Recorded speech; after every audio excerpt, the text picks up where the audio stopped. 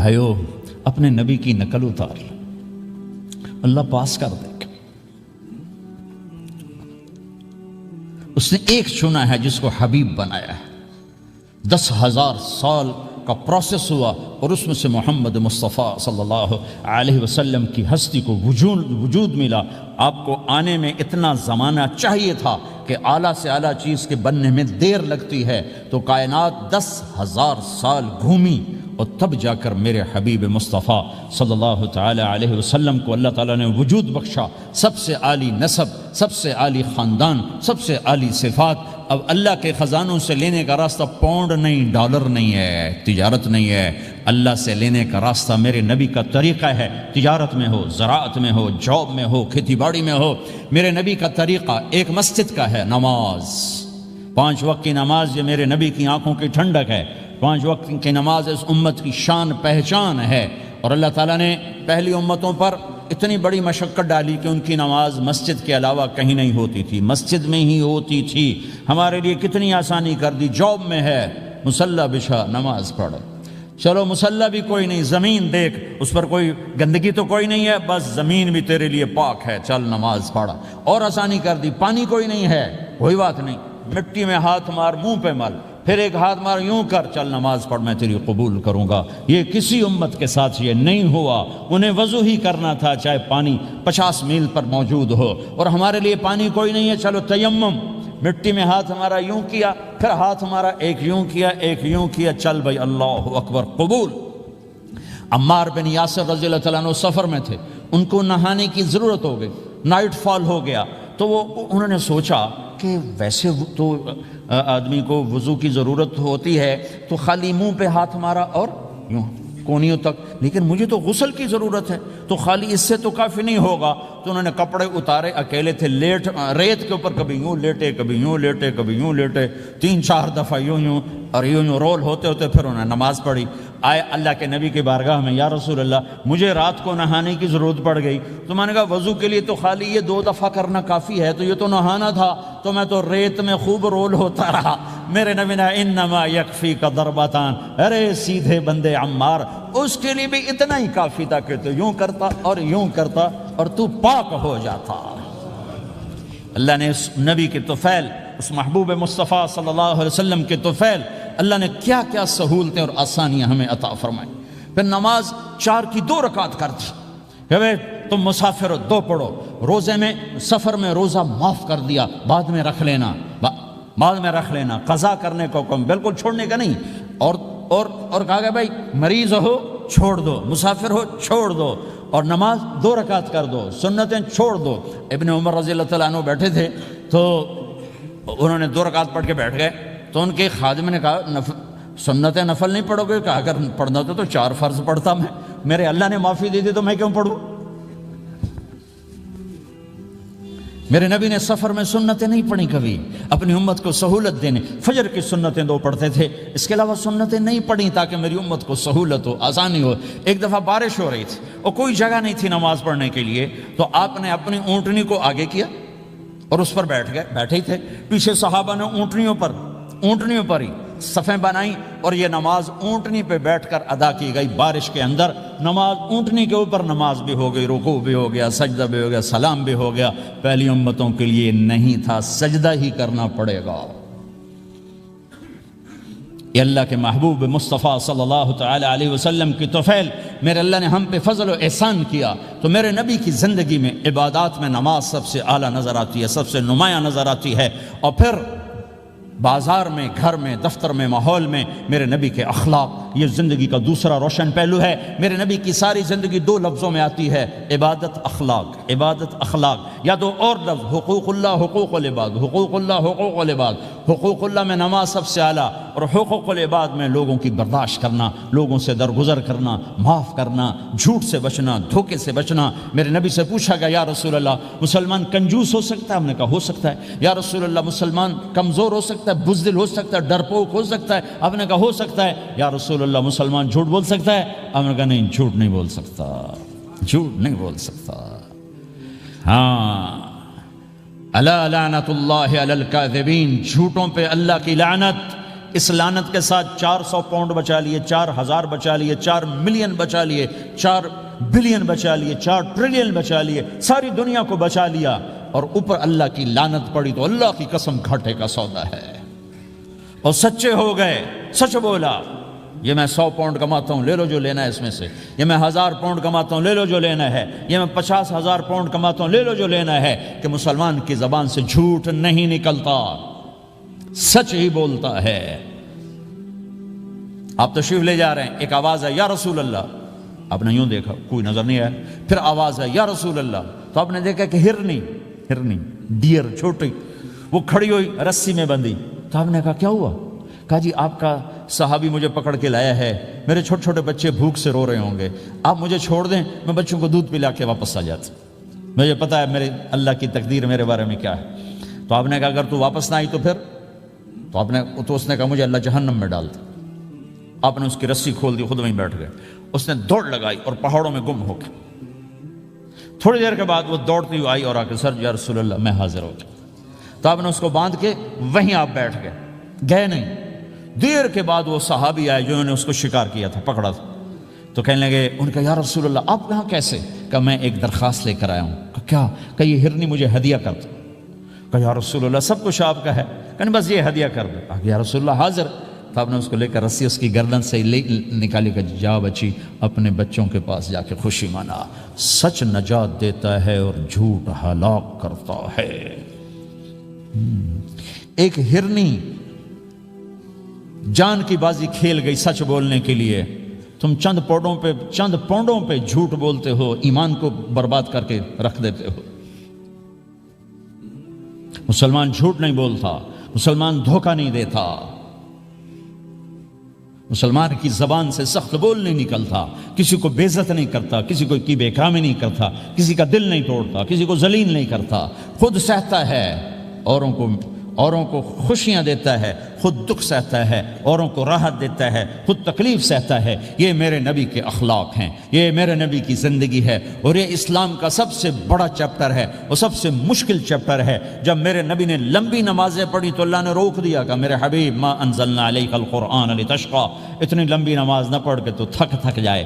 میرے نبی نے تبلیغ میں زور دکھایا تو اللہ نے روک دیا، فلتذهب نفسك علیہم حسرات، میرے نبی اتنا غم نہ کر کے آپ خود ہی آہیں بھرتے بھرتے آپ مر جائیں۔ میرے نبی نے مال سارا خرچ کیا، اللہ نے اس سے بھی روک دیا، ولا تبسطها كل البسط فتقعد ملوما محسورا، اتنا خرچ نہ کریں کہ آپ خود پھر دکھی ہو کے بیٹھ جائیں۔ خرچ کرنا بہت بڑا عمل، تبلیغ سب سے سارے عملوں کا سردار عمل، تبلیغ سے بڑا کوئی کام ہوتا تو اللہ نبیوں کو دیتا، اگر تبلیغ سے بڑھ کر کوئی کام ہوتا تو اللہ نبیوں کو دیتا، گشت سے بڑھ کر کوئی محنت ہوتی تو اللہ نبیوں کو دیتا۔ 950 سال نوح علیہ السلام گشتی کر رہے ہیں، اور اللہ کی مان لو، اللہ کی مان لو، اتنا عظیم عمل کا میرے نبی درمیانہ نماز سب سے بڑی عبادت، میرے نبی درمیانہ کام، لیکن جب میرے نبی نے اخلاق اچھے کیے، دشمن کو معاف کرنا، تو ایک آدمی آپ سوئے ہوئے تھے، آپ کی تلوار لٹکی تھی، ایک آدمی آیا، اس نے آپ کی تلوار اتاری اور یوں ہماری پسلی میں، آپ اٹھ کے بیٹھ گئے، اب وہ قتل کے ارادے کے لیے آ چکا ہے اور تلوار یہاں ہے، کہتا من یمنعک منی، اب بول تمہیں کون بچائے گا؟ تو آپ نے مسکراتے ہوئے کہا اللہ، تو اس کے ہاتھ سے تلوار گر پڑی، تو آپ نے اٹھا لی، آپ نے یوں سیدھی کی، اب تو بچا، تجھے کون بچائے گا؟ وہ کہنے لگا مجھے تو ہی بچائے گا، وہ تو اللہ کو جانتا نہیں تھا، کہا بابا مجھے تو ہی بچائے گا۔ تو آپ کہتے ہیں اس کا سر اڑا دو، یہ نبی کو قتل کرنے آیا ہے۔ میرے نبی نے فرمایا کلمہ پڑھتے ہو؟ کہا نہیں پڑھتا۔ کہا جاؤ معاف کیا۔ یہ میرے نبی کے اخلاق ہیں۔ 20 سال جنہوں نے قتل کے منصوبے مکہ والے، جب آپ مکہ میں فاتحانہ داخل ہوئے، ابو سفیان سب سے زیادہ آپ کو دکھ پہنچانے والوں میں پیش تو آپ نے ابو سفیان کو عزت دی، جو ابو سفیان کے گھر میں داخل ہوگا اس کو کچھ نہیں کہا جائے گا۔ آپ تو ابو سفیان کو بلا کے سولی پہ لٹکاتے، اور آپ کہہ رہے ہیں جو ابو سفیان کے گھر میں جائے گا اسے کچھ نہیں کہا جائے گا، جو بیت اللہ میں ہوگا اسے کچھ نہیں کہا جائے گا۔ سارا مکہ سامنے، آپ یوں بیت اللہ کا دروازے پر یوں دونوں ہاتھ ایسے ٹکا کے کھڑے تھے، پھر آپ نے کہا میں کیا کروں گا اب تمہارے ساتھ؟ تو سہیل بن عمر نے کہا آپ کریم ہیں، کریم کے بیٹے ہیں، تو آپ نے کہا جاؤ میں نے معاف کیا۔ یہ اخلاق آج مٹ چکے ہیں، مردوں سے، عورتوں سے، علم والوں سے، خانقاہ والوں سے، تبلیغ والوں سے، سب زیرو ہوئے پڑے ہیں۔ جب تک یہ اخلاق زندہ نہیں ہوتے اسلامی زندگی قائم نہیں ہو سکتی، اسلامی معاشرت قائم نہیں ہو سکتی، اور دین دو چیزوں سے آگے پھیلتا ہے، ایک دعوت اور ایک اخلاق۔ دعوت اور اخلاق، دعوت اور اخلاق۔ دعوت نہیں ہوگی تو اخلاق وہیں پڑے رہ جائیں گے، اخلاق نہیں ہوں گے تو دعوت کوئی قبول نہیں کرے گا۔ میرے نبی نے کتنے معجزے دکھائے مکے میں، نہیں کلمہ پڑھا۔ بدر میں ان کے 70 مارے گئے، فرشتوں کو دیکھا، جبریل کے گھوڑے کی آواز سنی، کلمہ نہیں پڑھا۔ خندق میں شکست ہوئی، کلمہ نہیں پڑھا۔ پانی نکلتے دیکھا، انگلیوں سے کلمہ نہیں پڑھا۔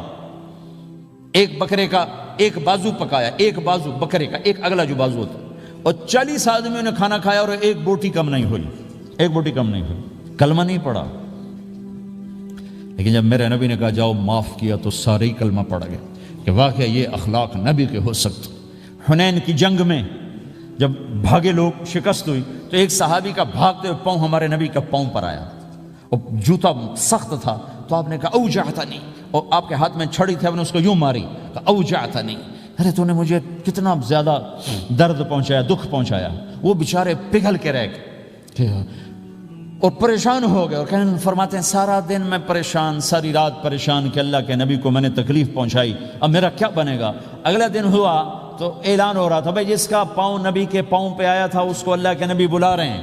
تو صحابی کہنے لگے میں نے سمجھا بس اب میری تو دنیا بھی گئی اور آخرت بھی گئی، اب میرے اوپر کیس بنے گا اور مجھے ڈانٹ ڈپٹ بھی ہوگی، میرا کتنا بڑا گھاٹا نقصان ہوگا۔ یہ حاضر ہوئے ڈرتے ڈرتے، تو آپ نے فرمایا میرے بھائی کل میں نے تمہیں چھڑی ماری تھی، وہ مجھے معاف کر دینا، اور یہ 80 اونٹ تمہیں ہدیہ دیتا ہوں، 80 کیملز یعنی 80 پراڈو، 80 رینج روور کا یہ میری طرف سے تمہیں ہدیہ ہے۔ وہ حیران پریشان، یہ میرے نبی کے اخلاق ہیں، یہ میرے نبی کے اخلاق ہیں۔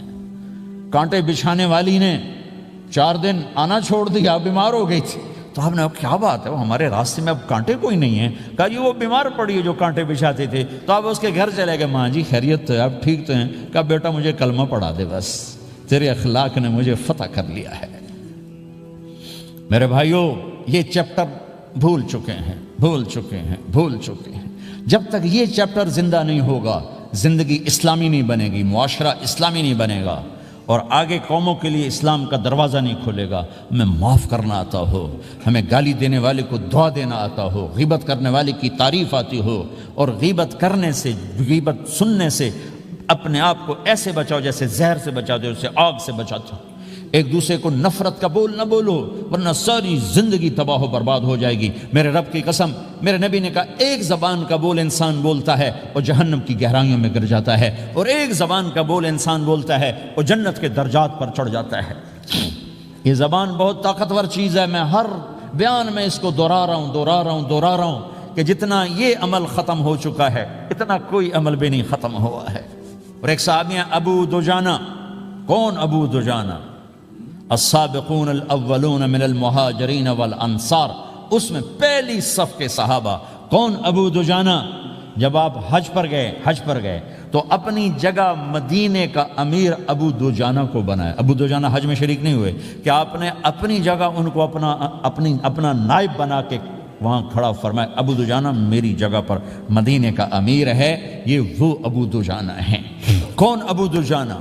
جو جنگ بدر سے لے کر آخری حج تک ہر سفر میں شریک ہیں، ہر سفر میں شریک ہیں۔ ان کی ایک بات میں بتانا چاہتا ہوں، پہلے تھوڑی سی ان کی ہسٹری بتانا چاہتا ہوں۔ کون ابو دجانہ؟ احد کی جنگ میں آپ نے تلوار اٹھائی، کہ اس تلوار کو کون لے گا؟ کئی صحابہ کھڑے ہو گئے۔ آپ نے کہا اس تلوار کا حق کون ادا کرے گا؟ سارے بیٹھ گئے، 3 آدمی کھڑے رہے، ایک زبیر بن عوام، ایک عمر بن خطاب، ایک ابو دجانہ۔ ان کا نام ہے سماک بن خرشنہ، سماک بن خرشنہ ان کا نام ابو دجانہ سے مشہور ہے۔ تو آپ نے تلوار نہ عمر کو دی، نہ زبیر کو دی، ابو دجانہ کو دی تھی۔ تو عمر رضی اللہ عنہ نے تو محسوس نہیں کیا، حضرت زبیر نے محسوس کیا کہ اس کو کیوں دی، مجھے کیوں نہیں دی؟ میں مہاجرین میں سے ہوں، میں پھوپھی کا بیٹا ہوں، میں اس سے دلیری میں کم نہیں ہوں، بلکہ حضرت زبیر کی دلیری کی تو دھک تھی۔ جدھر سلوار چلتی تھی کاٹتی چلی جاتی تھی، کہنے لگا میں دیکھوں گا یہ کیا کرتا ہے۔ تو ابو دجانہ کے پیچھے پیچھے زبیر ہو لیے، تو ابو دجانہ نے جو حملہ کیا تو 3000 کا لشکر تھا، اس کو چیر کے پار نکل کے، پورے لشکر کو کاٹ کے پار نکل کے، اور آگے عورتیں کھڑی تھیں جو مکے کے لشکر کو تیار کر رہی تھیں۔ نحن بنات طارقی نمشی علی النمارقی مشی القتل بوارقی المسک فی المخالقی المسک فی المفارقی والدر فی المخالقی ان تقبلوا نعانقی وتدبروا نفارقی فراق غیر وامقی، یہ گانا گا رہی تھیں اور ان کو تیار کر رہی تھیں۔ تو جب ابو دجانہ کی تلوار نظر آئی تو سب بھاگی، ہندا پکڑی گئی تو آپ نے یوں اپنی تلوار ہندا کے سر پر رکھی، انہوں نے چیخ ماری، تلوار ہٹا لی۔ تو زبیر پیچھے پیچھے کہ یہ کیا کیا ہے؟ جنگ میں اگر کوئی عورت حصہ لے اسے مارنا جائز ہے، ویسے جائز نہیں ہے، عورت کو، بچے کو، بوڑھے کو ہاتھ لگانا جائز نہیں ہے۔ تو انہوں نے کہا تلوار کیوں نہیں چلائی؟ کہا میرے محبوب کی تلوار ہے، عورت کے خون سے رنگین کر کے اس کی شان نہیں گھٹانا چاہتا، یہ میرے نبی کی تلوار۔ پھر واپس ہوئے، پھر اٹیک کیا اور پھر مجمع کو چیر دیا۔ سامنے ایک آدمی آ رہا تھا ہاتھی کی طرح، اتنا لمبا موٹا تازہ۔ تو زبیر کہنے لگے میرے جی میں آیا کبھی اس کی ٹکر ہونا، پھر میں دیکھوں ابو دجانہ کیا چیز ہے۔ تو اللہ کا کرنا ایسا ہوا، ابو دجانہ دونوں آمنے سامنے ہو گئے۔ تو وہ ایسے شاہ سوار تھے کہ دونوں طرف کے لشکر ذرا تھم گئے اور وہ دونوں بھڑ گئے۔ ابو دجانہ کے اپنے جوہر، اس پہلوان کے اپنے جوہر، غبار اٹھا، مٹی اٹھی، اور اس کی اپنی طاقت، ان کی اپنی طاقت، انہوں نے ابو دجانہ کو اس نے زخمی کر دیا۔ ابو دجانہ نے جو جوش میں آ کے ماری تلوار، اس کو لگی یہاں، تو اتنی طاقت سے لگی کہ اس کے نیچے اتر کر 2 ٹکڑوں میں تقسیم کر دی۔ یوں ماری تو ایک حصہ ادھر، ایک حصہ، پھر یوں دیکھا اور اپنے چہرے سے لوہی کی ٹوپی اتاری، کما ترا انا ابو دجانہ، کیا دیکھ رہے ہو؟ میں ہوں ابو دجانہ، تلوار صحیح لی ہے میں نے، غلط نہیں لی۔ یہ ابو دجانہ ہیں۔ اور جب شکست ہو گئی احد کی جنگ میں، اور پھر 10-12 آدمیوں نے آپ کو گھیرے میں لیا ہوا تھا، ان میں ایک ابو بکر تھے، عمر تھے، علی تھے، طلحہ تھے، زبیر تھے، سعد بن ابی وقاص تھے، اور سہل بن حنیف تھے، عبادہ قتادہ بن نعمان تھے، اور ابو دجانہ تھے رضی اللہ تعالی عنہم۔ ان میں سے ایک ابو دجانہ بھی تھے، اور یمامہ کی جنگ میں ابو دجانہ شہید ہوئے، یمامہ کی جنگ میں شہید ہوئے۔ یہ ابو دجانہ کی تھوڑی سی سیرت آپ کے سامنے آئی ہے۔ اس کے بعد اب آپ ان کے قول کو سنو تاکہ اس کا وزن آپ کے سامنے آئے۔ یہ بدر کے شریک ہیں، اللہ کے نبی نے کہا بدر کا صحابی جو مرضی کرے بخشا گیا۔ یہ صلح حدیبیہ کے شریک ہیں، اللہ نے قرآن میں کہا لقد رضی اللہ، میں ان سے راضی ہو گیا۔ یہ صحابی ہیں، اللہ نے کہا کلا وعد اللہ الحسنی، اے میرا نبی تیرے ہر صحابی کے لیے جنت کا وعدہ ہے۔ اور اب یہ کیا کہتے ہیں؟ یہ کیا کہتے ہیں لوگو؟ ان ارجع عملی عند، لوگو میرے پاس، ابو دجانہ میرے پاس بخشش کا سب سے بڑا عمل جانتے ہو کیا ہے؟ بدر نہیں، احد نہیں، حدیبیہ نہیں، خندق نہیں، خیبر نہیں، فتح مکہ نہیں، آخری حج نہیں، کیا ہے؟ کیا ہے لوگو؟ ان ارجع عملی عندی، میرے پاس آخرت میں بخشش کا سب سے بڑا عمل بس ایک ہے کہ ما آذیت احدا بلسانی، میں نے اپنی زبان سے کبھی کسی کو دکھ نہیں پہنچایا۔ ولا اجد فی قلبی غلا لاحد، اور میرے دل میں کسی کے لیے بغض کوئی نہیں ہے، بس یہ میری بخشش کا عمل ہے۔ تو بھائیو، نبی کے اخلاق میں 2 چیزیں لے لو، ایک زبان سے کسی کو دکھ نہ دو، ایک دل میں کسی کا بغض نہ رکھو۔ اللہ کی قسم بغیر حساب کتاب کے جنت میں جاؤ گے۔ بڑے بڑے جنید بغدادی اور بڑے بڑے معرفت والے تمہیں دیکھتے رہ جائیں گے، تمہاری رفتار اتنی تیز ہوگی کہ تمہیں وہی پکڑ سکے گا جس کا یہ 2 عمل تم سے زیادہ اچھا ہوگا۔ جس روڈ پہ رش ہوتا آپ وہاں سے گاڑی ہٹا لیتے ہو، ادھر نہیں جانا، ادھر رش ہے، وہ سائن وغیرہ آپ کو آ جاتے ہیں کہ ادھر بلاک ہے، ادھر نہیں جانا، ادھر جانا ہے۔ تو جہاں روڈ پہ رش ہوتا ہے تو قیمتی سے قیمتی گاڑی کی رفتار بھی آہستہ ہو جاتی ہے، اور جہاں روڈ خالی ہوتا ہے تو پرانی گاڑی بھی بھاگے جا رہی ہوتی۔ ہمارے یہاں پرانی گاڑی ہوتی ہے نا، پرانی بسوں کے پیچھے لکھا ہوتا ہے نہ انجن کی خوبی نہ ڈرائیور کا کمال، خدا کے سہارے چلی جا رہی ہے۔ اور جس کے پاس ایسی گاڑی ہو، نہ انجن کی خوبی نہ ڈرائیور کا کمال، تو اگر اس کو روڈ خالی مل جائے تو وہ تو مرسڈیز والے سے پہلے پہنچے گا۔ رینج روور والے سے پہلے پہنچے گا، بینٹلی والے سے پہلے پہنچے گا، رولز رائس والے سے پہلے پہنچے گا، جو وہ تو پھنسی کھڑی اور اس کا روڈ ہی خالی ہے۔ تو میرے بھائیو، یہ میں ایک مثال دیتا ہوں، عبادات کی روڈ پہ بہت رش ہے، نمازی بے شمار ہیں، روزے دار بے شمار ہیں، عمرے والے بے شمار ہیں، حج والے بے شمار ہیں، اور تہجد گزار بے شمار ہیں، علماء بے شمار ہیں، حافظ بے شمار ہیں، ذکر والے بے شمار ہیں، بہت رش ہے، تبلیغ والے بے شمار ہیں، لیکن جو اخلاق والا روڈ ہے نا، یہ خالی پڑا ہے۔ اس پہ موٹر زوکی پہ چڑھ کے آ جاؤ تو سب سے آگے نکل جاؤ، سائیکل پہ چڑھ کے آ جاؤ تو سب سے آگے نکل جاؤ، کہ روڈ ہی خالی ہے، اخلاق کا روڈ خالی ہے۔